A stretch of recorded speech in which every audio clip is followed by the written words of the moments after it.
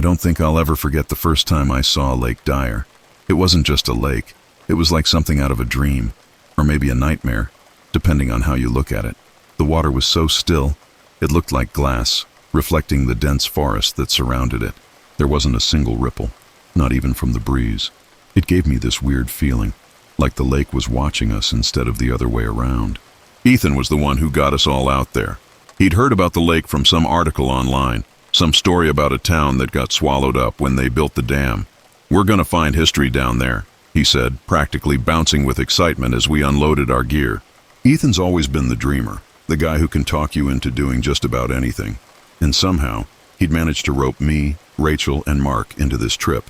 We were standing on the rocky shore, the air heavy with the smell of moss and damp earth. Mark was busy double-checking our gear, muttering about oxygen tanks and pressure gauges, while Rachel stared out at the lake with her arms crossed. "It's quiet," she said, her voice low.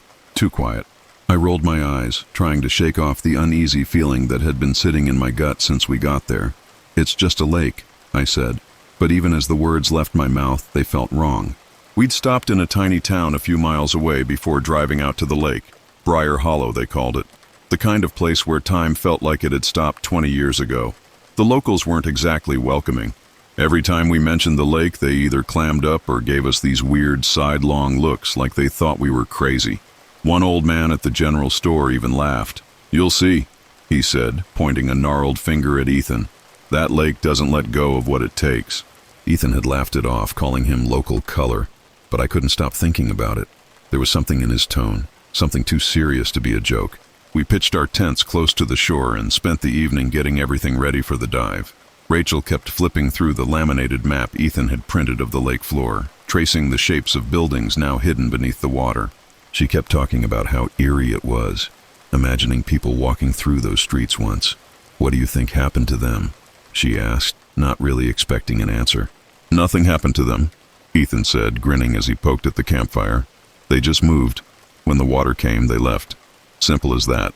Mark didn't say much, but that wasn't unusual. He was the steady one, the guy you could count on when things got tricky. He just sat there sharpening his dive knife, the metal catching the flickering firelight. That night I couldn't sleep. I kept hearing things. The soft lap of water against the rocks, a faint whisper that might have just been the wind. But it wasn't just the sounds. It was this feeling, this pull, like the lake wanted me to come closer. In the morning we started early, dragging our gear down to the water's edge. That's when Ethan found the box. It was half buried in the mud, rusty and falling apart. But when he pried it open, there was a book inside, a diary. The pages were warped, the ink faded, but we could still make out the writing. The entries were all about the town, how it was thriving, how people were happy, and then how everything changed when the dam project started. The last few pages didn't make much sense. They talked about voices from below and a tunnel leading to something called the labyrinth. Ethan was practically vibrating with excitement. "Do you know what this means?" he said, holding the diary up like it was some kind of treasure map. "We're going to be the first people to see this in decades." Rachel didn't look so sure, but she didn't argue. Mark just shrugged and said, "We're here, aren't we?" We suited up, the lake glinting under the pale morning sun. As I adjusted my mask and checked my oxygen, I couldn't shake the feeling that once we went under, nothing would ever be the same. Ethan gave the signal, and one by one we slipped beneath the surface. The water swallowed us whole. At first it was just murky darkness, the beam of my flashlight cutting through the gloom. But then the shapes started to appear. Rooftops, chimneys, the outlines of houses frozen in time. It was like swimming through a ghost town. And then I saw it, a jagged opening in the ground, like a wound carved into the lake bed. It wasn't on the map. It didn't look natural. I swam closer, and that's when I heard it. A voice, faint, distant, but unmistakable. It was calling my name. I swear I didn't tell anyone about the voice. What could I even say? That something underwater, in the middle of this forgotten lake, had whispered my name. No one would believe me. Not Ethan, not Rachel, and definitely not Mark. So I told myself I'd imagined it. A trick of the water? Or maybe my brain playing games in the pressure? Still, it stuck with me. When we surfaced, Ethan was going on about the old church he'd seen, practically giddy over its crumbling steeple poking through the silt. Rachel was less enthusiastic. "It's eerie down there," she said, wringing the water out of her hair. "Like, too quiet." I don't know how to explain it. Mark just grunted, pulling off his gear like it was just another dive. He wasn't one for dramatics. It's an old town underwater. What did you expect? Fish playing violins? I laughed at that, trying to shake off the unease, but it didn't work. My thoughts kept drifting back to that opening in the lake bed, the one that wasn't supposed to be there, and the voice. Later that afternoon, Ethan was buzzing with plans for another dive, this time to explore the church in more detail. But I couldn't stop thinking about the opening. I had to go back. "Hey, Ethan," I said as casually as I could manage. "That tunnel we passed, it looked strange. Maybe we should check it out tomorrow?" "Tunnels collapse," he said with a shrug, dismissing the idea. "Not worth the risk." But Rachel raised an eyebrow at me. "Why are you so interested in it?" I shrugged, fumbling for an excuse. "It just looked different, not like the rest of the ruins. Could be something cool." Rachel didn't buy it, but she didn't push. That night, I couldn't sleep again. I kept hearing things. Soft, distant murmurs that could have been the wind, but sounded too deliberate. When I finally drifted off, I dreamed of the lake, but it wasn't water anymore. It was alive. The surface pulsed like skin, veins of light snaking through it, and something huge moved beneath. I woke up gasping, my chest tight. The next morning, while Ethan and Rachel were still fussing over maps, I grabbed my gear and headed for the water. Mark caught me just before I slipped in. "You're going alone?" he asked, his voice flat but not accusing. "I'll just be a minute," I said, trying to sound breezy. "Wanted to get another look at that tunnel." "Ethan's gonna be pissed," Mark said, crossing his arms. "Then don't tell him," I shot back. He stared at me for a long moment before shrugging. "Your funeral." I slipped into the water, the chill biting at my skin even through the wetsuit. The surface light faded quickly as I descended, replaced by the beam of my flashlight. The ruins loomed out of the gloom like specters, but I ignored them, heading straight for the opening. It was bigger than I remembered, like the edges had crumbled more overnight.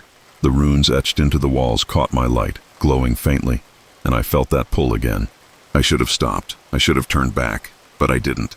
The tunnel twisted and turned in ways that didn't make sense. At times it felt like it was moving, like the walls were shifting when I wasn't looking. The deeper I went, the more the glow intensified, and the faint whispers became clearer. Voices, familiar voices. "Jess!"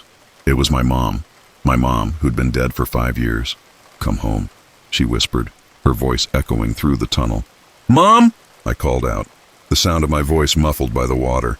My heart pounded in my chest, my mind racing. It wasn't possible.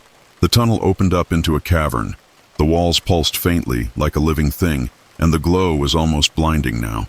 In the center of the cavern there was something, a mass of writhing tendrils, shifting in and out of focus, like it couldn't decide what shape to take, and then it turned toward me.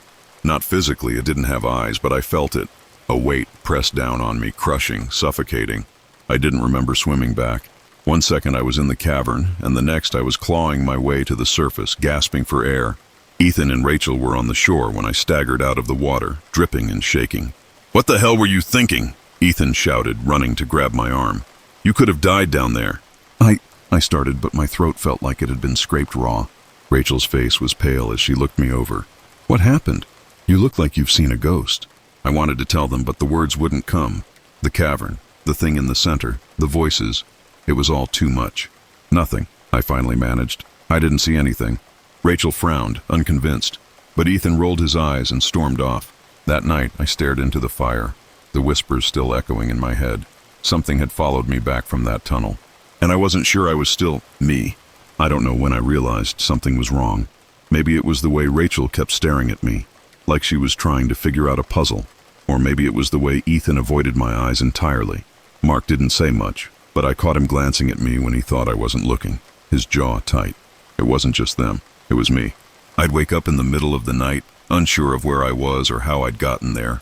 My memories felt fractured. I'd remember things that didn't make sense, like a childhood birthday party where no one had faces. Worse, I'd forget things I shouldn't have. Simple stuff, like how I met Ethan or why I started diving in the first place. And the whispers, they were louder now, constant. By the time Ethan called for another dive, I knew I was unraveling. "We'll stick to the main ruins," Ethan said, his tone sharp and professional. He wasn't joking around anymore. "No solo missions, no detours. Got it?" His eyes lingered on me for a moment longer than anyone else. I nodded, trying to seem normal. Rachel hesitated, then said, "Maybe we should call it. We've seen enough." "Seen enough?" Ethan snapped. "We're on the verge of something incredible. We can't just walk away." Mark crossed his arms, his face unreadable. "She's got a point, though. Things feel off." Ethan glared at both of them, his temper flaring. "If you're too scared, stay here. I'm not wasting this trip because of some bad vibes." The argument fizzled out, and we suited up in silence. I didn't want to go back in. I wanted to scream, to run, to get as far from that lake as I could, but I couldn't. The pull was stronger now, like a hook in my chest dragging me back to the water. We dove together this time, staying close as we descended into the ruins. The familiar shapes of rooftops and crumbling walls loomed out of the murk, but they felt different now, sharper, almost hostile. When we reached the church, Ethan gestured for us to follow him inside. The door had collapsed, leaving a gaping hole, and we swam through into the hollowed-out shell of the building. It was quiet at first, just the sound of our breathing and the faint hiss of bubbles. Then Rachel stopped abruptly, her flashlight fixed on something in the corner. "Did you hear that?" she asked, her voice crackling through the radio. "Hear what?" Ethan said, scanning the darkness. "Voices," Rachel whispered, "like chanting." Ethan shook his head. "There's no one here." But I heard it too, low and rhythmic, like a choir murmuring just out of earshot. The same voices I'd heard in the tunnel. "We need to leave," Rachel said, her voice rising. "Now." Ethan started to argue, but then Mark pointed to the floor. The silt was shifting, swirling as though something was moving beneath it. And then the chanting stopped. For a moment, everything was still. Then the floor of the church gave way, collapsing into a black void. A rush of water pulled us downward, and I felt myself spiraling, tumbling into the dark. When I stopped spinning, I was back in the cavern. The others were there too, their flashlights cutting through the gloom. The walls pulsed with that familiar blue light, and in the center of the cavern, the mass of tendrils writhed. It was bigger now, more defined, and it felt aware. "What the hell is that?" Ethan's voice was tight with fear. "I don't know," Mark said, gripping his dive knife. Rachel clutched her flashlight, her breathing ragged. "It's alive, it's watching us." The whispers returned, louder than ever, echoing in my head until I couldn't think. "Jess." The voice was my own this time, but twisted, wrong. I felt something moving inside me, like invisible threads wrapping around my thoughts, pulling them apart. "We need to get out of here," Rachel shouted, kicking toward the tunnel. But the mass surged forward, blocking the exit. The glow intensified, and tendrils snaked out, reaching for us. Ethan swung his flashlight wildly, shouting into the radio, but his voice was drowned out by the roar of the water. Mark lunged at one of the tendrils with his knife, slicing through it. The severed piece writhed in the water, dissolving into blue light, but more took its place. I couldn't move. The whispers had me frozen, my limbs heavy, my mind slipping further away. "Jess!" Rachel's voice cut through the noise. She grabbed my arm, shaking me. "We have to go." I nodded weakly, forcing myself to swim. Ethan and Mark were ahead of us, clearing a path through the tendrils. The tunnel seemed longer than before, stretching endlessly as the creature pursued us. The walls throbbed, and the glow was blinding. When we finally broke through to open water, I thought we were safe. But as we ascended, I felt it again. The pull. Something was still inside me. We reached the surface, gasping for air, but no one cheered. The lake was quiet again, the water calm. But I knew it wasn't over. Whatever was in that cavern, it wasn't done with us yet, and it wasn't done with me. I don't know how we made it back to shore. Everything after we surfaced felt like a blur, like my mind wasn't fully in my body anymore. Rachel dragged me out of the water, shouting at Ethan and Mark to help, but their faces were pale and shell-shocked, their movements slow, like they were fighting the same fog I was. The whispers hadn't stopped. If anything, they were louder now, clearer. They didn't just call my name anymore. They laughed, cried, and screamed in voices I almost recognized. My mother, Rachel, even my own. Ethan broke the silence first, pacing along the rocky shore with his hands on his head. "What the hell was that?" he yelled, his voice cracking. "What did we just see?" "We need to leave," Rachel said, her voice trembling but firm. "Pack up, get in the truck, and never come back." Mark shook his head, his expression grim. "You think it's that easy? You saw it. That thing doesn't want us to leave."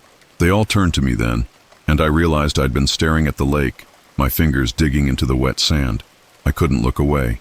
The water was perfectly still, reflecting the overcast sky, but I could feel it watching me, waiting. "She's not herself," Rachel said, her hand brushing my shoulder. "Jess, can you hear me?" "I can hear them," I whispered, my voice barely audible. Rachel flinched, but she didn't let go. What do they want? I shook my head, my chest tightening. Me. They want me. Mark cursed under his breath, pulling Ethan aside. They spoke in low voices, but I caught the words tunnel, explosives, and end this. I didn't stop them when they started unloading the gear from the truck. I didn't even move when Ethan strapped on his tank and grabbed the waterproof case that held the explosives we'd brought as a precaution. It was Rachel who finally snapped me out of it. You're not going back in, she said, stepping between me and the lake.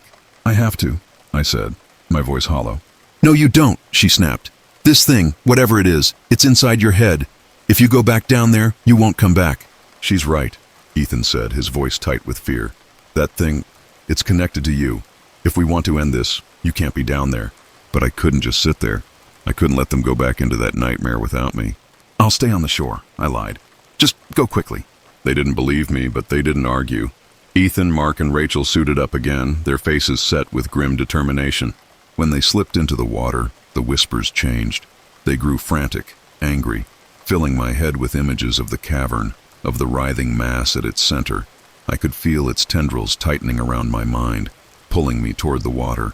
I don't remember deciding to follow them, but when I came to, I was already in the lake, the cold biting at my skin as I swam deeper. The tunnel was different this time. The walls pulsed faster, the light blinding. I could hear my friends ahead, their movements frantic as they planted the explosives. And then the creature stirred.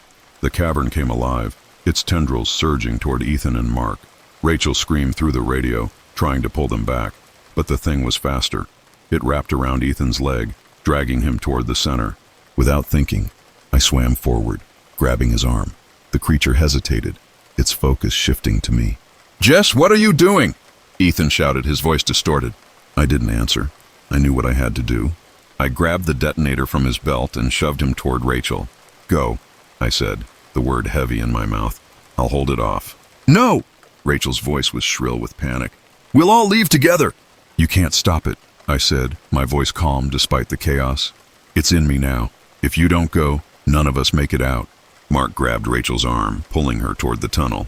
Ethan hesitated, his eyes wide with fear, but he finally followed.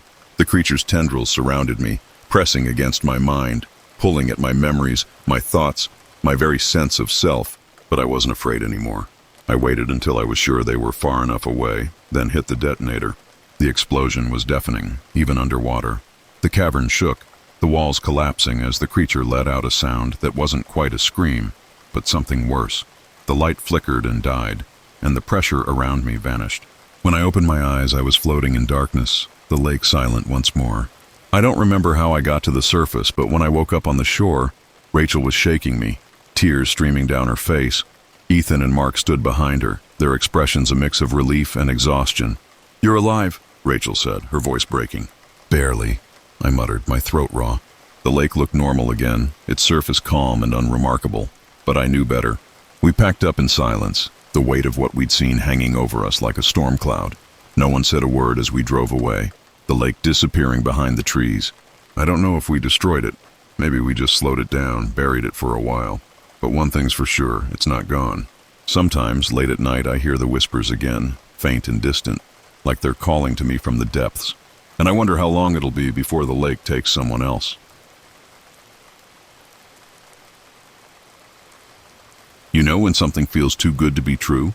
That's exactly how I felt when I found the listing for the house. 3 bedrooms, plenty of land, a decent-sized porch, and it was ridiculously cheap.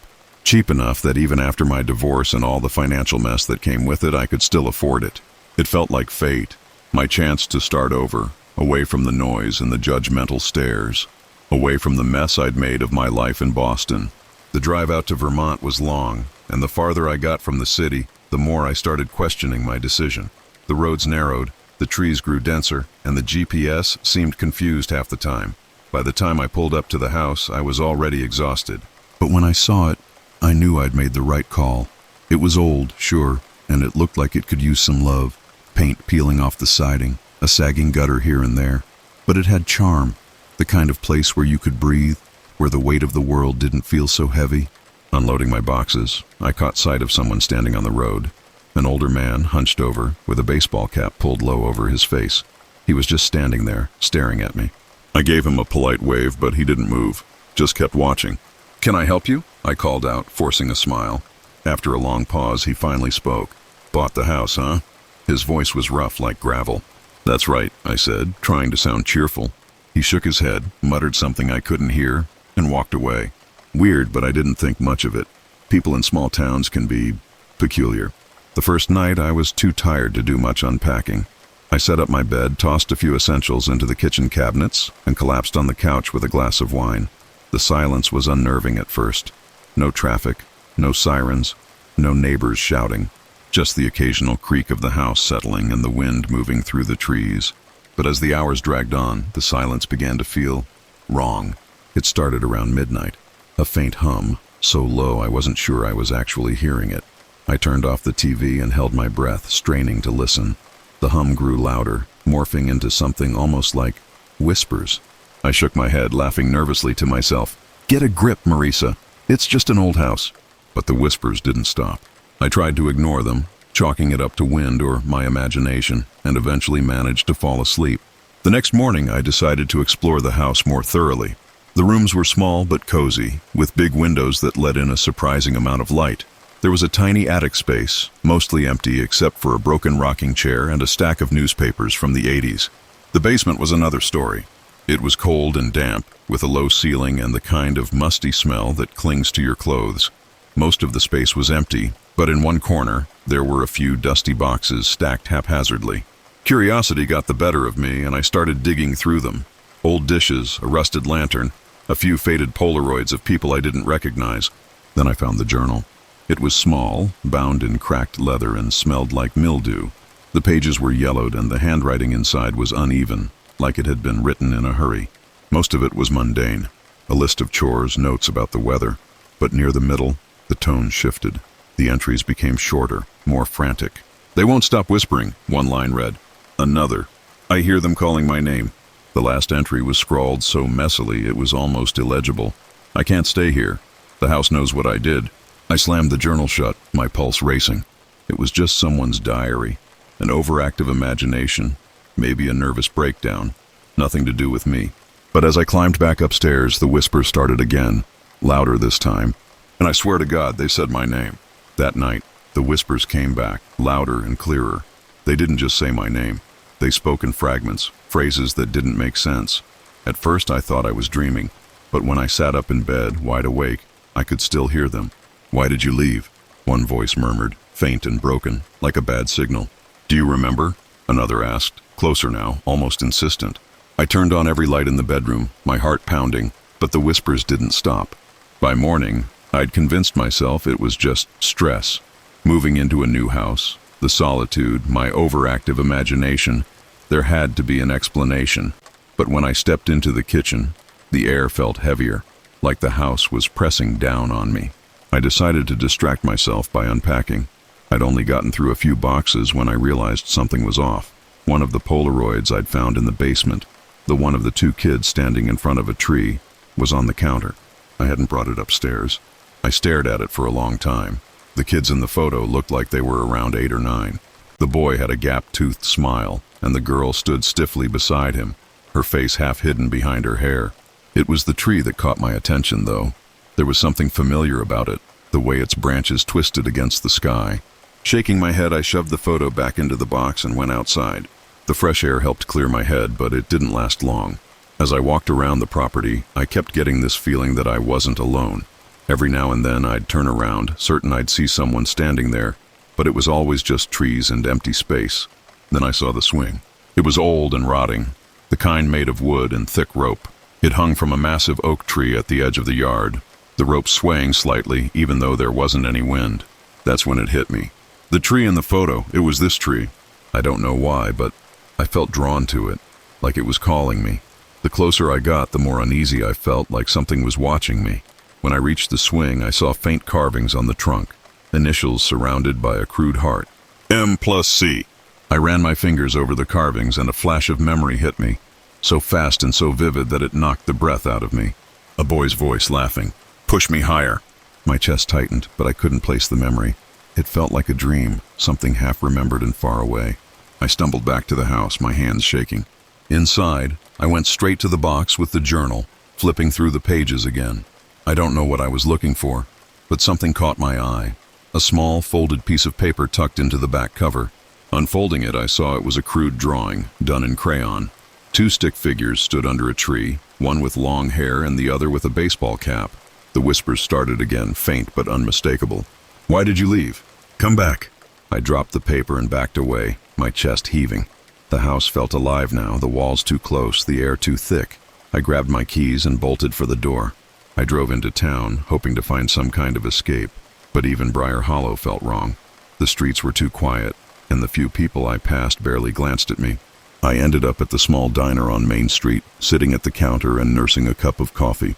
The waitress, a woman in her 60s with a name tag that said Marge, gave me a curious look. "You're the one who bought the old Harper place, aren't you?" she asked, pouring me a refill. I nodded, trying to keep my voice steady. "Yeah. Do you know anything about it?" She hesitated, glancing around like she was afraid someone might overhear. "People don't like talking about that house," she said, lowering her voice. "Strange things have happened there. Owners don't stay long." "Why not?" I pressed. Marge shrugged, but her face was pale. "Bad energy, I guess. People say it holds on to things. Memories, grudges, that sort of thing. Like it doesn't let go." I didn't sleep that night. The whispers didn't either. The next day I went back to the basement, determined to find answers. As I rummaged through the boxes, I found something I'd missed before. A small tin box, rusted shut. It took some effort to pry it open, but when I did, I found a lock of dark hair tied with a red ribbon and a faded envelope addressed to Marisa. I stared at it, my stomach dropping. How could my name be on an envelope buried in a house I'd never been to before? I sat on the cold, damp floor of the basement, staring at the envelope with my name on it. My hands trembled as I turned it over, the edges brittle and yellowed with time. The handwriting was shaky but unmistakably legible. Marisa. I didn't want to open it. Every part of me screamed to put it back in the box and forget I ever found it. But the whispers didn't let me. "Read it," they urged, the voices overlapping in a distorted chorus. I ripped the envelope open, my breath shallow. Inside was a single sheet of paper, folded twice. When I unfolded it, my eyes scanned the faded words. "You can't run forever. You know what you did." The basement seemed to close in on me. The whispers grew louder, angrier, filling my ears with words I didn't understand. "Who wrote this?" I muttered, my voice trembling. "What did I do?" But deep down, I already knew. Memories I'd spent years suppressing clawed their way to the surface. A swing, a tree, a boy's laughter, and then a scream. The sound of footsteps snapped me out of it. I froze, listening as the steady, deliberate thuds moved above me, across the wooden floor of the living room. I wasn't alone. Slowly, I climbed the stairs, gripping the railing to steady myself. The house was deathly quiet now, the whispers replaced by a suffocating stillness. I reached the top of the stairs and stepped into the living room. The air felt heavy, electric, like the moment before a thunderstorm. I scanned the room, my eyes darting to every shadow, every corner, but nothing seemed out of place. Then the swing outside began to creak. I turned toward the window, my heart pounding. Through the glass, I could see the swing moving back and forth, faster and faster, as if someone, or something, was sitting on it. I grabbed the closest thing I could find, a rusty fire poker from the hearth, and headed outside. The wind whipped through the yard as I approached the swing. The tree loomed overhead, its gnarled branches twisting against the darkening sky. The swing slowed to a stop just as I reached it. "Who's there?" I shouted, my voice cracking. The whispers returned louder now, and this time I could make out individual voices. "Why did you leave?" "Come back, Marisa." I spun around, expecting to see someone, anyone, but the yard was empty. And then I heard it, a child's laughter, soft and high-pitched, coming from behind me. I whipped around, my breath catching in my throat. Standing by the tree was a figure, a young boy, his face obscured by shadows. He wore a baseball cap, tilted slightly to the side, and a striped shirt that seemed oddly familiar. "Charlie?" I whispered, my grip tightening on the poker. The boy tilted his head, stepping closer. As he moved into the faint light from the porch, I saw his face clearly. It was him, my brother, the brother I hadn't seen since I was 9 years old, the brother who had disappeared. "Marisa," he said, his voice clear and steady. "You left me." Tears filled my eyes as I staggered back. No, that's not true. I didn't leave you. You went missing. We looked for you. Everyone looked for you." His expression didn't change. "You know that's not what happened?" I shook my head, the memories flooding back now in sharp, painful flashes. Charlie on the swing, the two of us laughing. A fight. He fell. The whispers were deafening now, screaming over each other. You let it happen. You hit it. You know what you did. I dropped the poker, clutching my head. I didn't mean to, I screamed, my voice breaking. It was an accident. The boy stepped closer, his eyes dark and empty. You lied, Marisa. You helped them hide me. And then I remembered everything. My parents panicked, telling me it wasn't my fault. The hurried whispers late at night, the hole they dug beneath the tree. The truth hit me like a punch to the gut. This house, our house, had been holding on to the secret all these years, waiting for me to come back. I'm sorry, I whispered, tears streaming down my face. I'm so sorry, Charlie. The boy's face twisted into something unrecognizable, his voice no longer his own. Sorry isn't enough. The ground beneath the swing began to churn, dirt and roots rising as if the earth itself was alive. A gaping hole opened where the swing had been, and from it came the smell of rot and decay. The whispers turned into screams, and a dark, twisted shape began to crawl out of the hole. I ran. The house was no refuge. The walls pulsed and groaned, the whispers chasing me from room to room. I locked myself in the bedroom, sinking to the floor, my back against the door. The voices surrounded me, relentless. You can't escape. You'll always carry this with you. And they were right. I don't know how long I sat there, pressed against the bedroom door, the fire poker forgotten at my feet. The whispers weren't just around me anymore. They were in me, crawling under my skin, sinking into my mind. Every word echoed with the weight of something I'd been trying to forget for years. But now it was all there, clear, unrelenting. Charlie's laughter, his scream when he fell, the panic in my parents' voices as they carried his limp body back to the house, and the tree, how they buried him beneath it, telling me over and over it wasn't my fault, that it was an accident, that it was better this way. But it was my fault. I knew it then, and I knew it now. When the whispers finally stopped, replaced by a heavy silence, I thought maybe it was over. But then, the door behind me rattled, and I felt it, the pressure, the presence, the undeniable truth that something was coming. The lights in the bedroom flickered, and then they went out entirely, plunging me into darkness. Marisa. His voice was soft, almost kind, and that was somehow worse. I turned slowly, my hand fumbling for the poker. The door creaked open on its own, revealing nothing but a yawning blackness beyond. You have to face it, he said, his voice coming from everywhere and nowhere. And I knew he was right. The house wouldn't let me go. The truth wouldn't let me go, not until I faced it. I stood, gripping the poker like it could actually protect me, and stepped into the hallway. The walls seemed to ripple, their surface alive like they were breathing. The air grew heavier with each step, and I felt something pulling me, not physically, but deep in my chest, dragging me forward. It led me back outside. The tree stood there, massive and gnarled, its branches clawing at the sky. The swing hung motionless now, but the ground beneath it wasn't still. It churned, dark soil bubbling up like something trying to escape. Marisa, the voices said again, not a whisper this time, but a chorus, a demand. I dropped the poker and fell to my knees in front of the tree. The air was thick with the smell of earth and decay, and the ground beneath me was soft, almost wet. I'm sorry, I whispered, my voice breaking. I was just a kid. I didn't know what to do. I didn't know how to stop it. The earth groaned, splitting open in front of me, revealing the gaping hole where Charlie's small body had been buried so many years ago. But it wasn't just a hole anymore. It was a void, endless and hungry. Make it right, the voices said, louder now, angrier. Tears blurred my vision as I clawed at the ground, my fingers digging into the dirt. It was frantic, desperate, like I could somehow undo what had been done. My hands bled, and my breath came in ragged gasps, but I kept digging. And then I saw it, a small brittle bone, half buried in the soil. I froze, my chest heaving. The whispers stopped, replaced by an overwhelming silence. And then I felt it, a hand, small and cold, resting on my shoulder.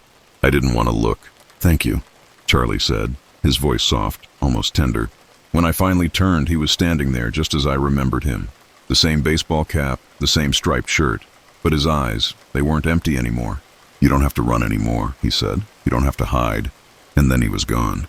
The tree stopped moving, its branches still and lifeless. The ground closed up, smooth and undisturbed, as if nothing had ever happened. The air was calm again, the whispers gone. But the house still felt alive. I stayed long enough to bury what I'd unearthed, properly this time, under the tree, with a marker that bore Charlie's name. It wasn't enough, but it was all I could do. When I drove away the next morning, the house seemed smaller in the rearview mirror, almost insignificant. But I knew better. The house had given me back my memories, forced me to confront my guilt, but it hadn't forgiven me, and I wasn't sure I'd forgiven myself.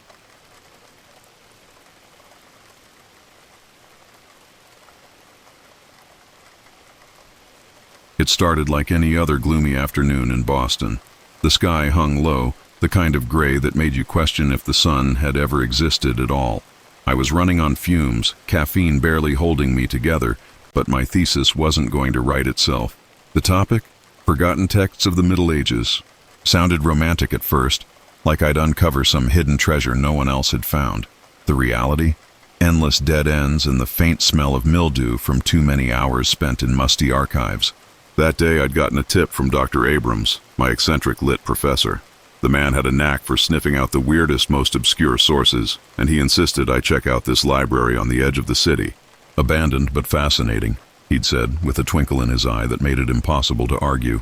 So there I was, standing in front of the crumbling facade of a building that looked like it hadn't seen a visitor since before my grandparents were born.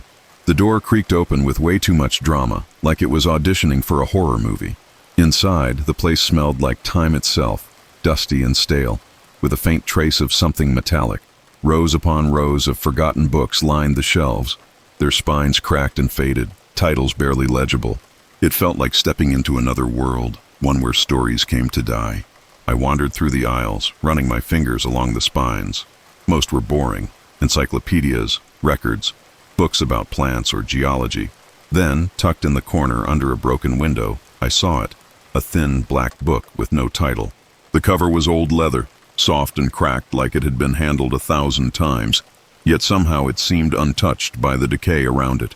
Curiosity got the better of me.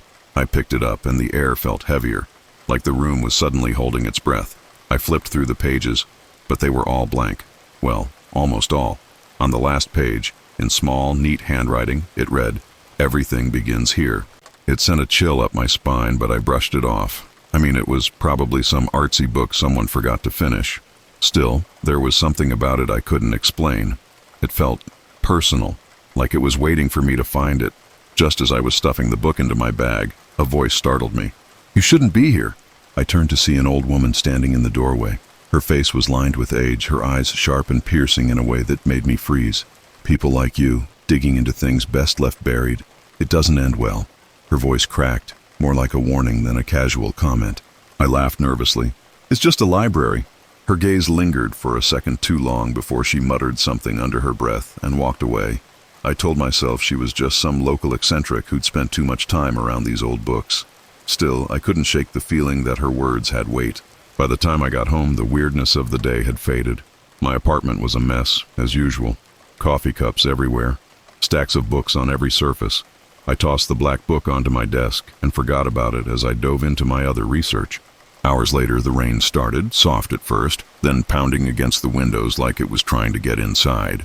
It was late, maybe close to midnight, when I decided to finally take a look at the book again. I don't even know why. I think I just wanted to procrastinate a little more. I flipped through the blank pages, but something stopped me cold. One of them wasn't blank anymore. There, in the same neat handwriting, was a paragraph describing me. What I was wearing, how I'd spent my day, the way my hair stuck to my face from the rain earlier. But the part that made my stomach drop, it also mentioned a thought I'd had that afternoon. A private, fleeting thing about how much I missed my mom's cooking. I hadn't said it out loud, hadn't written it down. I closed the book and shoved it away, my heart racing. This was impossible. It had to be some weird prank, right? But no one else had seen me with the book. No one could have known. Lying in bed later, I tried to convince myself I'd imagined it. Just a weird coincidence. That's all. But deep down, I knew something was off. And as I drifted into a restless sleep, I swear I heard the faintest sound of pages turning.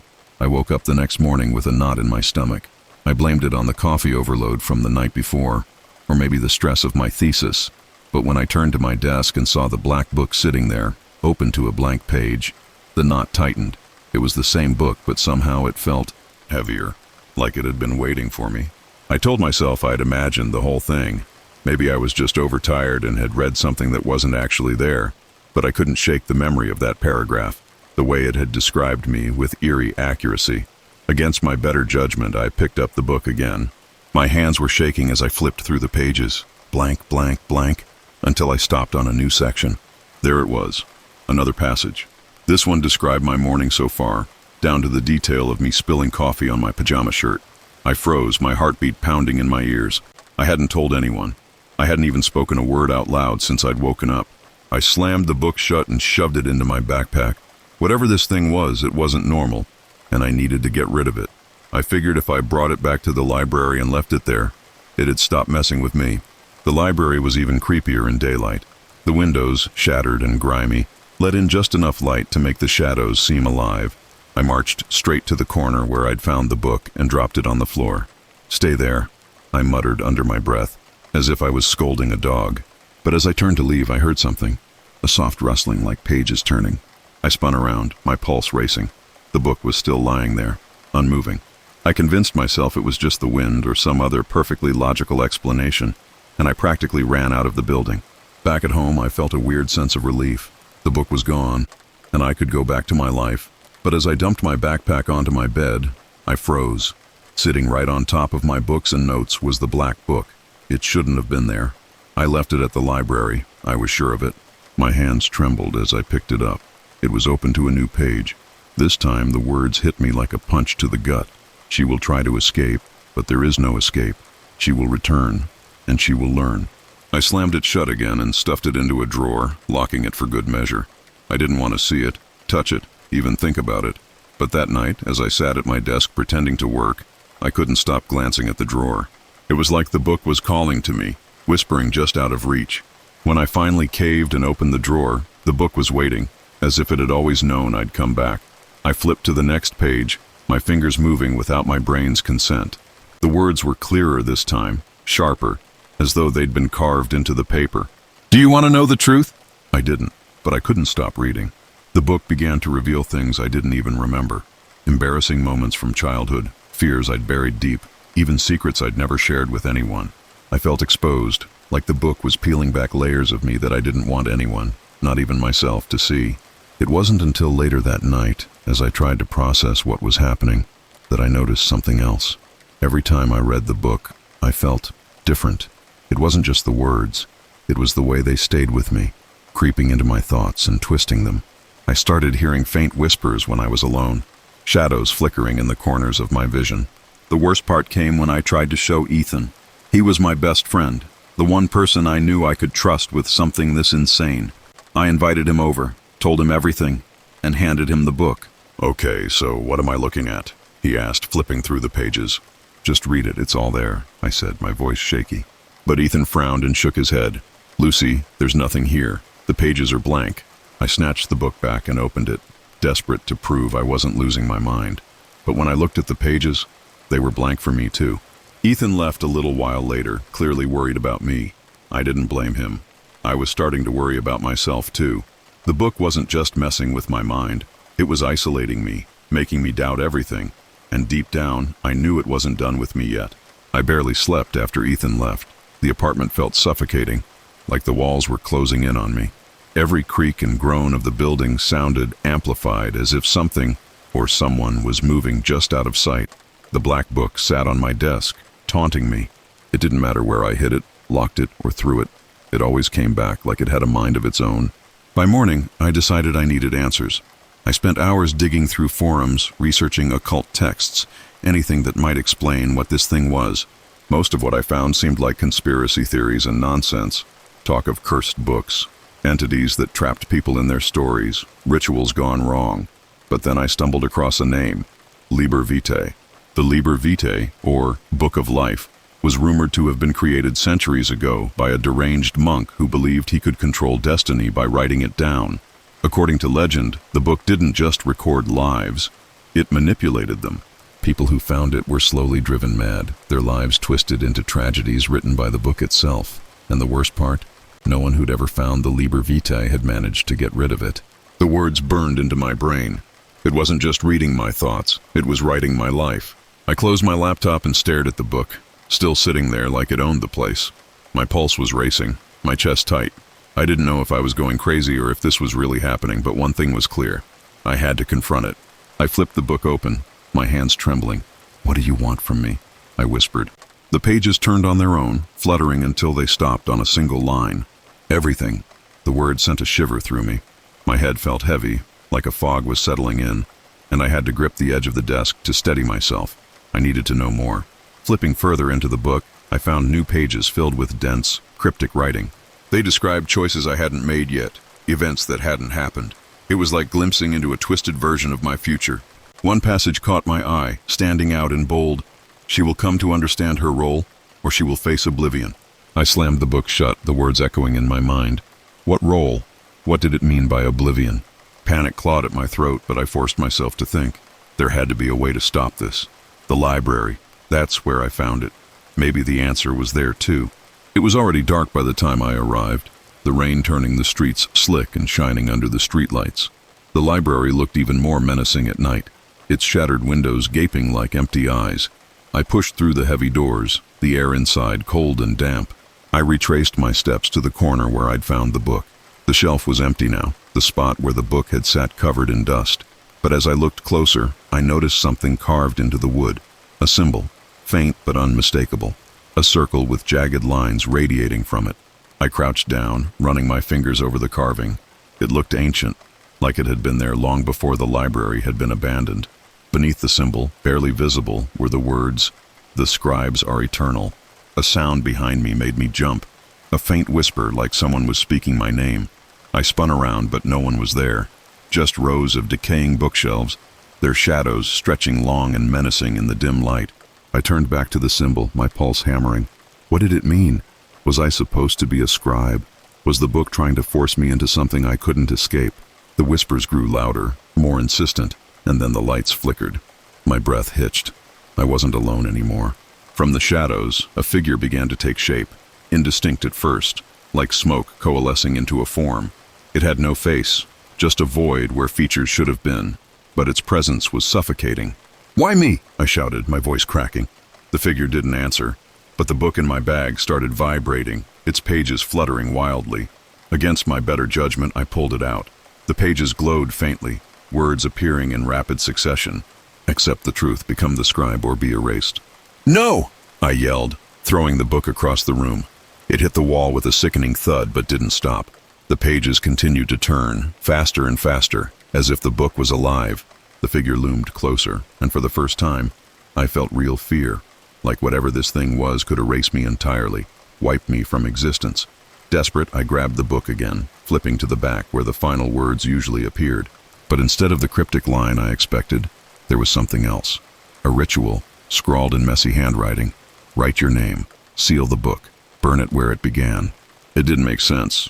If I wrote my name, wasn't I giving it power? But the alternative was worse. The figure reached for me, its hand, or whatever it had, stretched out like smoke curling through the air. I had seconds, maybe less. Without thinking, I grabbed a pen from my pocket and scrawled my name across the final page. The book stopped moving. Everything went silent, the kind of silence that presses against your ears. Then all at once, the figure dissolved and the book went limp in my hands. But I wasn't safe yet. The ritual wasn't finished. I had to burn it, and I knew exactly where.